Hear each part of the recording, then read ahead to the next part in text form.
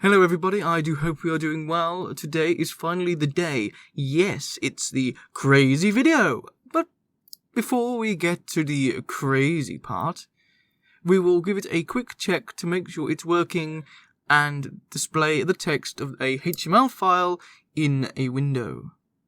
But before we begin in earnest, I wish, if I may, to talk about Iathus. Yes, the programming language that me and soon the community, well, when I get around to setting up Patreon, are building. Iathus is multi-layered in terms of abstraction. Or you might find it easier to think of it as a number of smaller programming languages smushed together into a big one that acts sort of as a whole. So, it can do low-level assembly style code with a twist, and it can also do scripting duties. In theory, if not yet in execution, you could build an entire operating system, from the boot sector to the login scripts, all in Iathus. Keep that in mind. Anyhow, let's begin. Okay, so today we'll be doing this a little different. Well, maybe just this video anyway.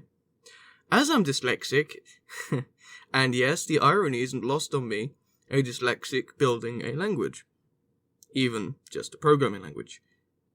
Anyways, as a dyslexic, I trip over my words easily. And doing multiple takes, typing and then retyping the same thing, is just one massive annoyance. And also time consuming while editing. So I'll be talking about the code that I've written between the last video and now. I will be redoing this tutorial when I'm better at this whole YouTube thing, so don't worry. So what I've done between the last video and now, in the object model class, is I've just added a few very basic methods. Mostly for getting the object model children. So for example, getChild with an integer, and getChild with a string. Also a for loop. Purely so I can access the for loop on the child array list. So for the integer, we simply use the get method on the children array list and return that. For getString, it's still very much the same. It just loops through the children until it finds the token with the value to match, and then returns that. If it doesn't, it just returns null. Nice and simple. Okay, now we've got the basic HTML/XML reader mostly written up. What we need is some code to test it. Now I've made my way over to w3schools.com, and what we are going to do is we are going to steal their tutorial code. Like so. And paste it in here like so. Okay, now we've acquired some HTML code to test. We now need a window, a little application or something to show that it's working and that the HTML code is being read properly. And to do this, I've imported a little library that I have called GAS, which is a GUI library, standing for Graphical Application Support. And here is the little window that I've made in it so far. And what it does is it allows us to open up our HTML code that we stole from W3 Schools. I won't open it up just now. I'm going to show you how I wrote the program that gets the code from the reader and displays it as like a little web page. Okay, so here's the GAS window, the internal window that I've made for showing the HTML code working. If we go over to source view, here we have the constructor. What that HTML or what that previous window, that you saw does, is it simply gets the HTML file and then it creates this window. That's why we have file in the constructor. And then we have a load of lines here in a try and catch system that reads in the lines from the file. As you can see, we've got the file reader fr, which takes in my HTML. We have buffer reader br, which allows us to access the individual lines from the file. We have a blank string for in. Then we have a little while loop. What this while loop does is it very simply sets string to br.readLine, whatever that brings. And if it's at the end of the file, it will basically output a null. So we check that in the while loop. So as long as it doesn't equal null, it will loop again.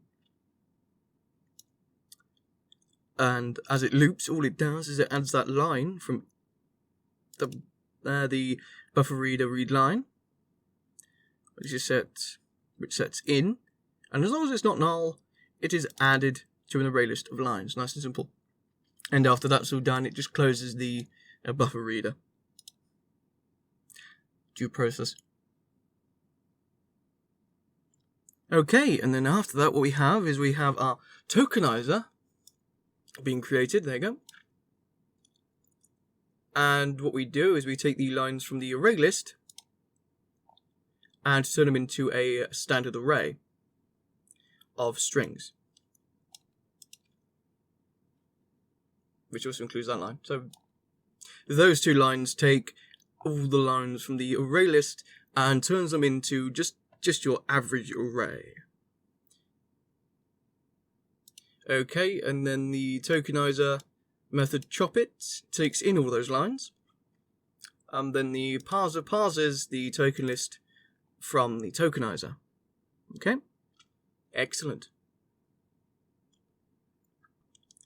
And then what we do is we get, using those child methods I mentioned earlier, we largely get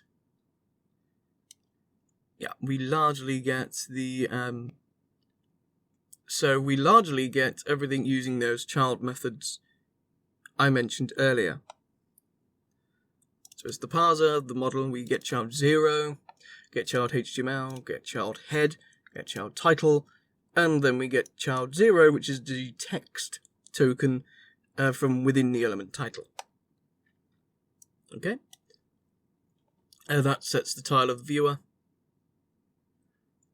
And for getting the actual body of text, what we do is we have an object model here. We're using the getChildren again, or getChild again, sorry. So we get body. So object model OM is basically the body object model.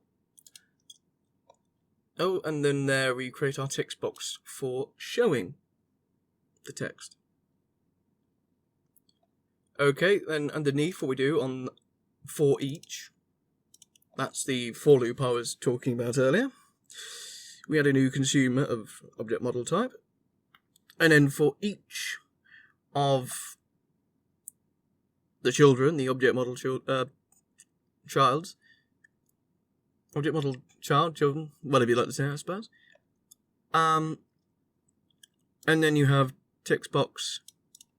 So for each of them, it simply appends the token value, with a new line, of course, to the text box. Then you just have some code underneath that for doing the graphical stuff. So it's actually very simple. It just loops over the object models, which are nested, like a tree. So, would we all like to see that in action? I think so. Well, I would. So here's our lovely HTML file opener again. Okay, open. Yes, I would like to open HTML test code. Continue. And there we have it. That is viewer page title. This is a heading, and this is a paragraph. Notice the font hasn't changed size, it's because it's just a text box. You could, if you wanted to, build a custom component, and you would then have the ability for the changing the HTML text sizes and everything else like that, and greater control, but this is just simple, so we can very quickly move on to the crazy part of the video. And just to show you there is no trickery, let's go back to that HTML file. Okay, here's that HTML file, and what I'm going to do is I'm just going to go and add a few extra lines. Let's go crazy, yes. I like crazy. Good. This is also a heading. This is a paragraph, this is a paragraph.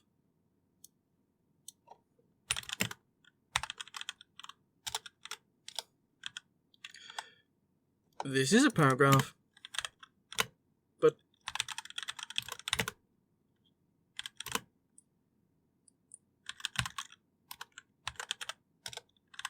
this is a paragraph, but it prefers to be called Paul. There you go. Let's save that and reopen it. Okay, so let's open that file again.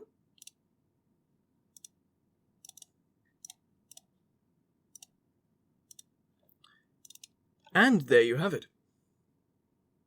Oh, even my spelling mistake. Heading. So now we have our HTML/XML reader working. What is this crazy thing that we'll be doing with it? And, for what's more, what the hell is this code we're looking at? This is a bootloader. No, I haven't lost my mind. Well, not that much anyway. This bootloader has something to do with it, I promise. However, before I describe what it is that we'll be doing with it, some of you will know, I'm sure, that a bootloader is normally written in assembly. And yes, that's right. This code doesn't look much like assembly does it? No, that's because this is EATHUS assembly. I am pleased with its progress, actually, but anywho. What does this have to do with our HTML reader? Well, I've built a minimal bootable program in EATHUS assembly. And I've made it so code can easily be injected into it. So we're going to use our reader to take our HTML and turn it into a bootable version. And here, in typical Blue Peter style, is one I've made earlier. Okay, so how does this work? Well, I've made a few minor changes to the GUI. Let me just show you. Let's open up the HTML test code. Open that. Continue. And as you can see, that's exactly the same as before, with one slight change. A button to floppy. Let's click that. And it brings up a save window. So let's give it a name.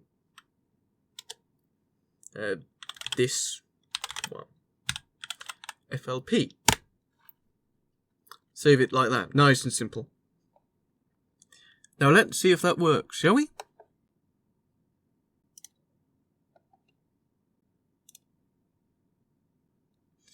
And what we're doing is we're just adding the floppy disk to the Windows XP machine, virtual machine.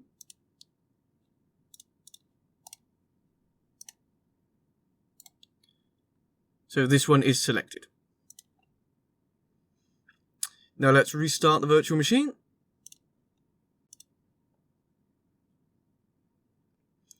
And look. Everything's largely the same. Oh, I've got an I there. I may need to move the pointer 1 minus 1. Yeah. As you can see, everything's the same, even my annoying spelling mistake. Even the paragraph that prefers to be called Paul. Yep, everything. And also what I've done as well, booting into the XP virtual machine. If we go to, actually, if I insert the floppy disk again.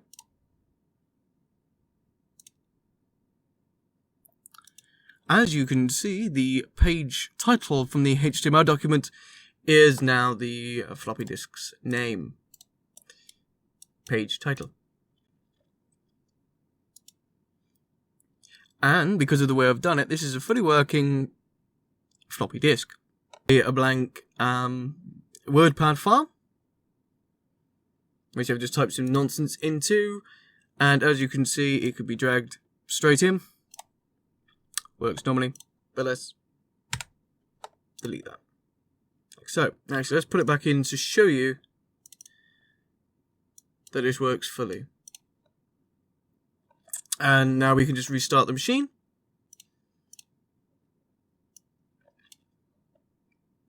And it's still working. Okay, so now we've seen it in action. How does it work exactly? Well, it's not too dissimilar to the way the HTML viewer works, and what you've seen so far. We have a load method here, which takes in the HTML file as my HTML, reads in all the lines exactly the way the viewer does. As for the token, as for the parser,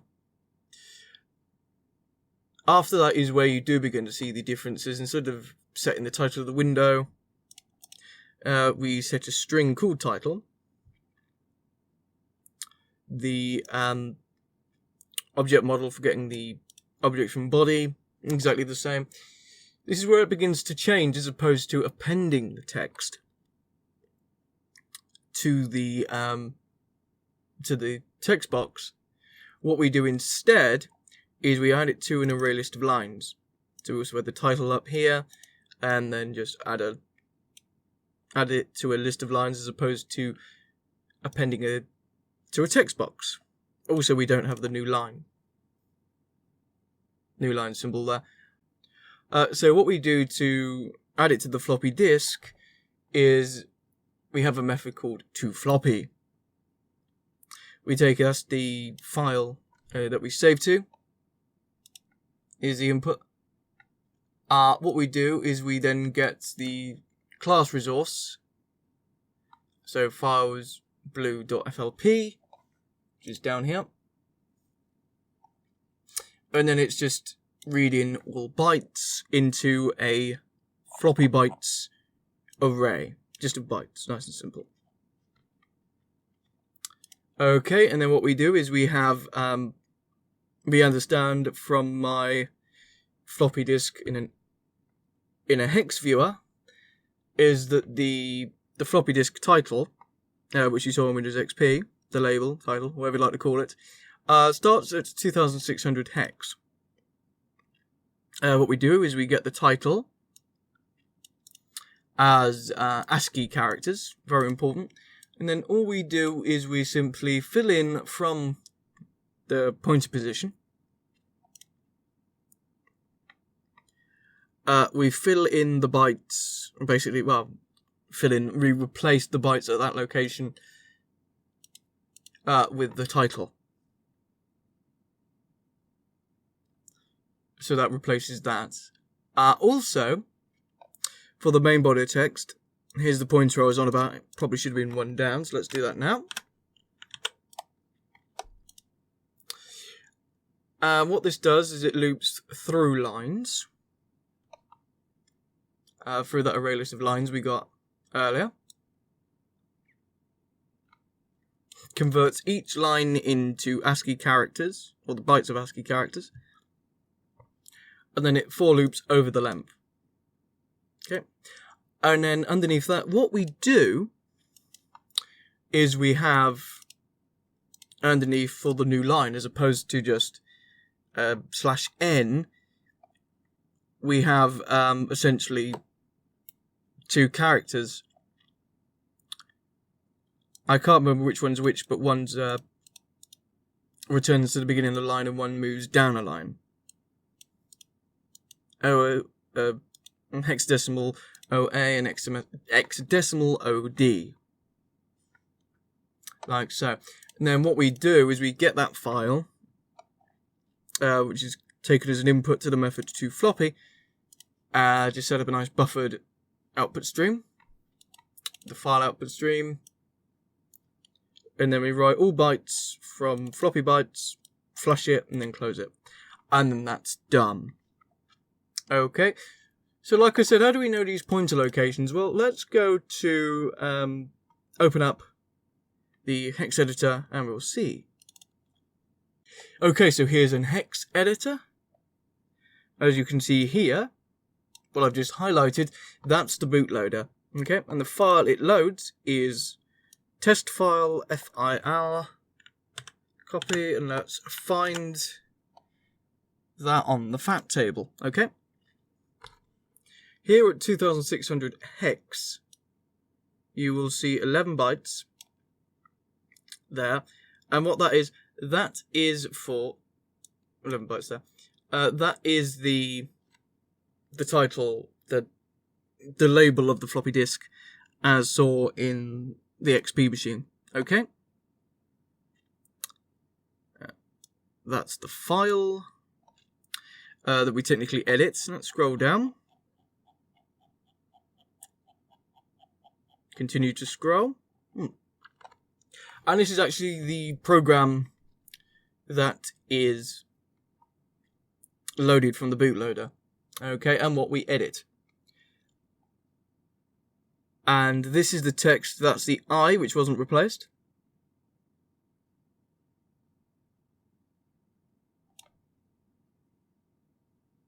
Like so, as you can see, hang on a minute, that is 4262. I'll have to double check that, but yes. And essentially you can have as much text here as you would like.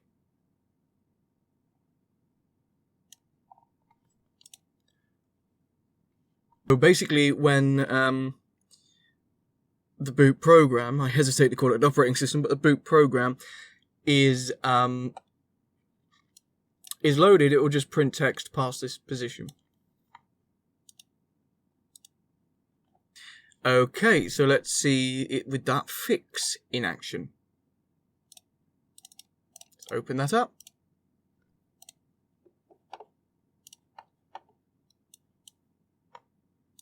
To floppy, overwrite, okay, that's great. Let's insert it again. Restart machine. And yeah, it's got rid of the annoying I at the beginning. So changing the pointer position did work. Excellent. So as you can see, it's all working. Fantastic. So I do hope everyone watching found that fun, or at least vaguely interesting. Some of you are probably going to be thinking, well, that's a great little fun project, but is there any actual real world use for it? And there kind of is. There kind of is. I don't know if you can work it out from what's on screen now. But yes, one of the ideas for the eAthos Patreon is a little virtual floppy disk people could download and run with all the names of all the upper tier patrons on it. I've got a few other ideas for using HTML in the eAthos project, and I generally have a newfound love, I guess, for HTML. Doing this project has been complicated. Building a programming language. You know, not just at the assembly level, but the high level of abstraction. Not entirely the easiest thing I've ever done, I've got to be honest. But I've used HTML, in all seriousness, to make the project easier. And in other videos you'll find out why and how I've used HTML, so for building websites, as as a tool, a project tool, to make the project easier. But I shall leave you with the Aethus Patreon members idea, and at some point very soon Aethus will have a Patreon page, and everyone will know a lot more about what actually Aethus is. Just remember, this idea has been more about me practicing my YouTube skills and hopefully sharing something fun with you along the way. So I hope you've enjoyed this, and you'll find out a lot more about the Aethus programming language very soon, like I said. Anyway, thank you very much for watching. I hope I haven't made this too painful to watch. And on that note, I wish everyone a very good day, morning, night, breakfast, second breakfast, what have you. And wherever you are, whoever you are, what time it is, whatever's going on, I wish you a fabulous time. Thank you and goodbye.